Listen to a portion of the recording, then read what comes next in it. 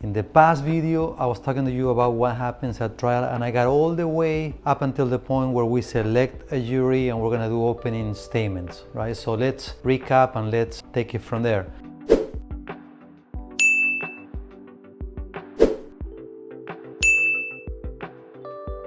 So after we've coordinated the opening statements, how much time, etc., and we do the opening statements, the judge will usually go, plaintiff or counsel for the plaintiff, are you ready to proceed? You know, if I'm the plaintiff, I go, yes, Your Honor, and then the judge will go, call your first witness. So if I'm the plaintiff, I will go, Judge or Your Honor, the plaintiff called, Mr. Gomez, whatever. Will usually be the plaintiff himself. If it's a corporation, will be the owner or the main representative of the corporation, and that's usually who you call as your first witness. It's odd that you will be calling somebody else other than your main client, because it's usually who knows the facts best and who has the best or the most important interest at stake in the case, and is the one you've probably trained the most to present the majority or the bulk of your facts. So we'll call our client, we'll call the plaintiff, and then we'll go through what is called direct examination. Direct examinations is the questions you yourself as the plaintiff lawyer ask to your client, the plaintiff, on the stand. Usually these questions will be pre-written, they'll be prepared. Usually we will have practiced that with the client. If it's a big case, for example, if it's a case that's involving millions of dollars and the trial is gonna be like a week or longer, we probably prepare it like in a day-long session and sometimes even more. Like we've prepared a very detailed questionnaire that we've given the client, and then we've like literally prepared and practiced it question per question. This could take anywhere between, on a smaller case, probably a couple of hours. On a bigger case, it could literally be all day, sometimes 2 days, that you could literally spend a couple of days on one witness when the case is big and complicated. Generally, I say on average, on the cases that we do, small and medium-sized cases, business cases involving, $100,000 in damages all the way to on the 7 figures, it'll be between 2 to 4 hours, a morning and afternoon. And after you finish asking questions, the other side will proceed to ask questions. Now, during the question direct examination, it will be a chance for us to introduce a lot of exhibits. Exhibits are things that then get introduced as evidence. Each side will mark all of their exhibits, all the pieces of papers they want to introduce at trial, and then will, during the questioning, which will usually go in chronological order of the facts, we'll show it to the witness, to your client in this case, and then we'll tell them, hey, look at this document. We'll ask the court permission to show it to the witness. We'll tell the judge that we've marked it for identification, and let's say plaintiff's exhibit 3. Let's say, and then the plaintiff will recognize the document. You'll ask questions about the document. Do you recognize the document? Does it look like a document that you produce in this case? What does the document depict? The witness will speak about what the document is, and then you can do follow-up questions on that document. Once the document has been fully identified and the witness has spoken about it, we'll introduce it as evidence and we'll ask permission to the court, to the judge, so that can be in the evidence. What evidence means basically is that the jury gets to see it later when they're deliberating in their jury room. So we'll go, Your Honor, I'd like to move this plaintiff's exhibit 3 into evidence. The judge will say, any objections? The other side may go like, objection, Your Honor. I don't know what the source of that document is, or this document is hearsay, whatever. They'll make an evidentiary objection. We'll address it with the judge. We'll say, Your Honor, that's part of his business record. He has identified the document. He has personal knowledge of the contents of that document. The judge will make a determination, overruled and get it admitted, all sustained, and doesn't get admitted, which means the jury may have heard about what we spoke about during the interrogation about that document, but they don't get to see it later. So it's not gonna go into the jury room, it's not gonna go into evidence, and that's bad for your case, because if you wanted that introduced in your case and the jury is not going to see it, then the jury is going to have to rely purely on the recollection of the questioning that you were doing at that time. And if the trial is 3, 4, 5 days, chances are they may not remember. But if it is in the jury room, it's advantageous to you. You want that. Evidentiary battles are massive at trial. They happen all the time. Usually what you want as evidence, the other side doesn't want it as evidence. There will be, out of 100 papers, 50 will be probably uncontested, agreed between the parties, and there's no challenge, and the other 50 will be contested, and there'll be evidentiary battles. Sometimes it could happen outside of the view of the jury. We'll go to the judge in what is called a sidebar, and we'll tell the judge, may we approach? And then we'll go to the side of the judge, will speak softly. Some modern courtrooms have like these devices that basically make some sort of cancellation noise where the jury can't hear what we're discussing. We'll address the evidentiary objections or the arguments about that piece of paper that we're trying to get admitted into the record, so the court reporter will continue typing everything we're saying. So all of that happens during direct examination. In direct examination is when you want to introduce most of the exhibits you have prepared in the documents. You have to prove your case because documents are king at trial. So you want documents. After you finish your direct examination, let's say 3, 4, 5 hours, the other side gets to do what is called cross-examination, right? Which is basically questions over the topics that you have addressed. In theory, cross-examination is limited to the issues and topics that you discussed in direct examination.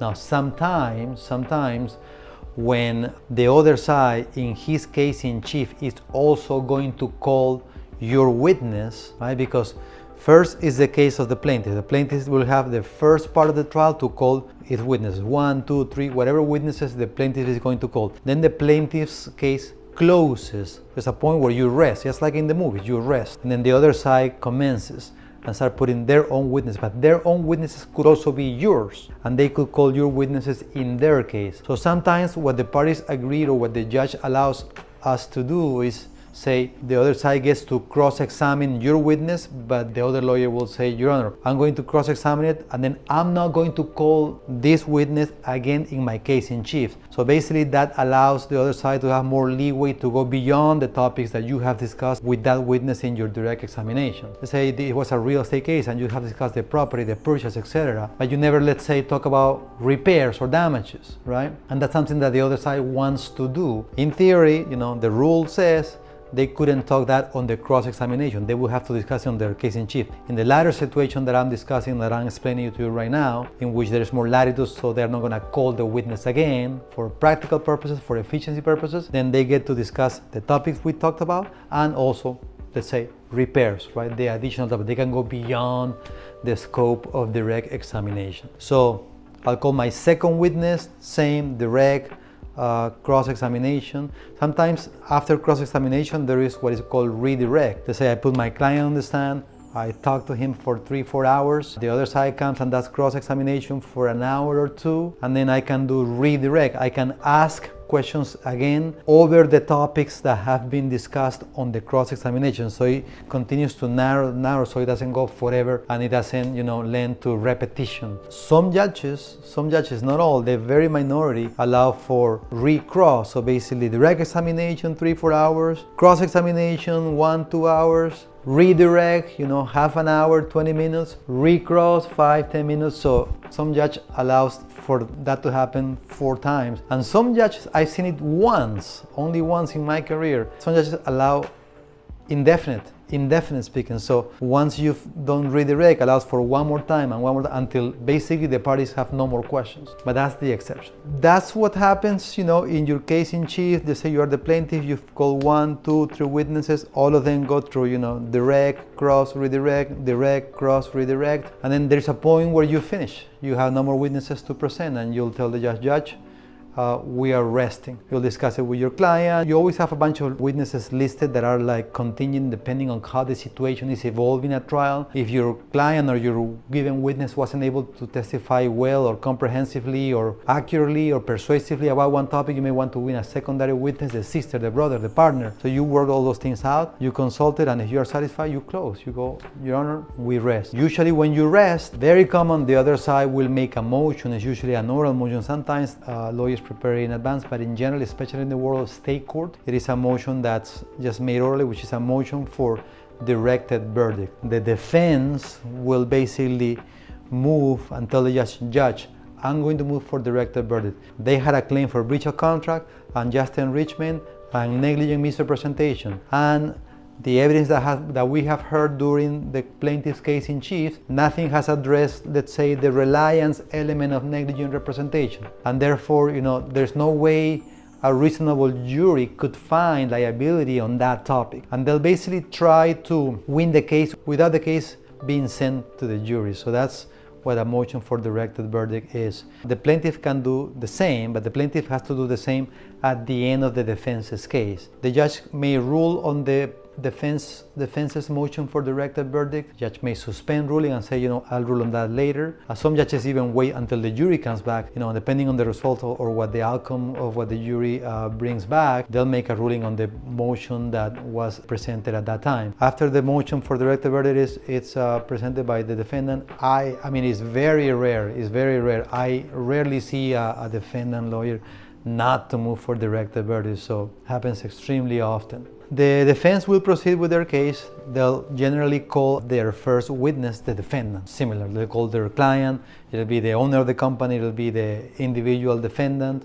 It'll be the main person that they saying they have practiced, they have rehearsed, and then they'll present their case, which will, focus on the defenses that they have presented in the case. If there's counterclaims, that's their opportunity to prove and to provide evidence to meet the elements of their counterclaims. It's very common that complaints or lawsuits have counter lawsuits, so that's the opportunity to present evidence to support those. They'll bring one witness, second witness, same process, direct, cross-examination, redirect, etc. Witness could repeat, like I mentioned earlier. Some of the witnesses could be the witnesses that we have presented and they call them. It could be also third parties, witnesses that are not parties in the case. They usually have been subpoenaed, which is a document that you send beforehand that basically forces them or tells us that they have to be present. Usually coordinate with the witnesses because trial takes a bunch of days. You tell them, hey, look, I think I'm going to call you between 2 to 4, so you try to work it out with the witness, especially if the witness is friendly to your case. I mean, if there's two defendants, the second defendant will go, but generally, in state courts, smaller cases,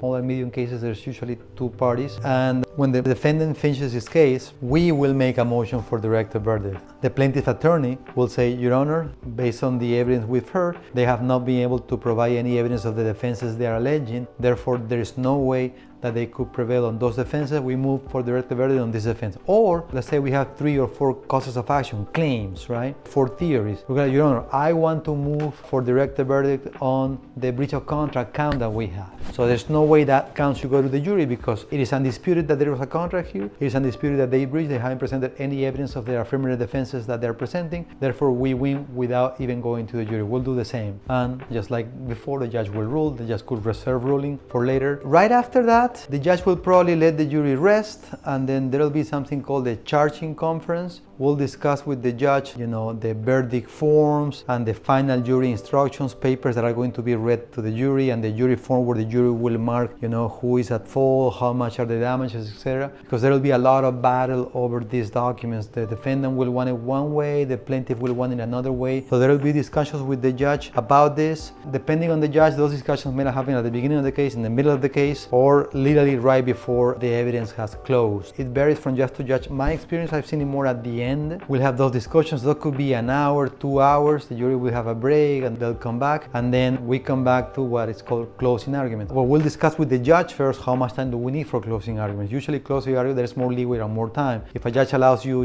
15, 20 or 30 minutes for closing argument, a judge could allow you an hour for opening statements. A judge could allow you an hour for closing argument because there's more to discuss. A law has been presented through 2, 3, 4 days. The plaintiff will go first on closing argument. The judge will ask the plaintiff, how much time do you need? You'll say, I need 45 minutes, and then you could split it. You could tell the judge, I'm gonna go first 35 minutes and then I wanna reserve 10 minutes for rebuttal, meaning like you do 35 minutes of closing argument and the other side comes and that, let's say there's 35 minutes or 45 minutes, and then you get to rebut some of the statements or arguments made by the opposing party in a rebuttal presentation to the jury. A closing argument is basically trying to make your arguments why the evidence has shown and proven your theories. It's trying to make persuasive argument. There's more leeway to make argument, to be creative, to talk to the jury, to be more persuasive. You are not as limited as in opening statements. You could also, present charts, PowerPoint, displays, and gather anything that has been admitted into evidence, summarize it in charts, and create like big exhibits and blowouts to make a presentation to the jury in closing arguments. I generally don't take more than 30 minutes in closing argument. It's very easy to lose the jury. I try to keep the story on our theme and make sure we don't lose the jury, and our theme throughout the trial is sort of wrapped up in that final moment. The other side comes and do their closing argument, and then after that, jury will go to deliberate. The judge will discharge the jury, will let the parties go, and the jury will go to deliberate. They'll bring all the evidence that has been marked into the jury room. The jury could take 1, 2, 3, sometimes a whole day, sometimes days, which is rare. I think the most I've had a jury take It's about 5-6 hours. When the jury has reached a verdict, we all get called back to the courtroom, and then there is a person called the foreman that will read what the verdict is. After the verdict is read, we get a chance to poll the jurors. So basically, the judge will ask every juror individually, was that your verdict? And they have to raise your hand and say, that was my verdict. For transparency issues, I've never polled the jurors. Some lawyers like to do that. And that's basically a trial. I mean, a lot more could be talked about, but it will make this video longer. Thank you for watching. Feel free to email me any questions at eduardo@ayalalawpa.com. Feel free to comment any questions. I will try to answer. Like, subscribe, follow us for more business content. I'll see you in the next video.